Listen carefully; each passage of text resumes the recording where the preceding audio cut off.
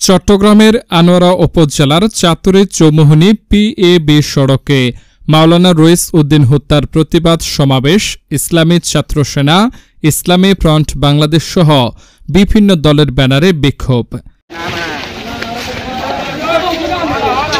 আজ সোমবার 5 মে সকালে শত শত মানুষ সড়কে অবস্থান নিয়ে বিক্ষোভ শুরু করেন, যে কারণে চরম ভোগান্তিতে পড়েন সাধারণ যাত্রীরা। বিক্ষোভকারীরা দাবি করেন, মাওলানা রইস উদ্দিনের হত্যাকাণ্ড পরিকল্পিত এবং প্রশাসনের উদাসীনতায় এখনও গ্রেপ্তার হয়নি দোষীরা।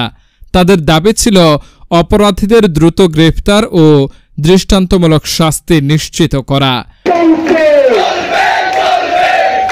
টানা 3 ঘণ্টা অবরোধ চলার পর প্রশাসনের আশ্বাসে বিক্ষোভকারীরা স্বেচ্ছায় অবরোধ তুলে নেন। পুনরায় যান চলাচল স্বাভাবিক হলেও এমন ঘটনার পুনরাবৃত্তি রোধে প্রশাসনের কঠোর হস্তক্ষেপ প্রত্যাশা করছেন সাধারণ মানুষ। মাওলানা রইস উদ্দিনের হত্যাকাণ্ড ঘিরে জনমনে তীব্র ক্ষোভ বিরাজ করছে। প্রশাসনের প্রতি এখন একটাই দাবি, দ্রুত বিচার, ন্যায় বিচার।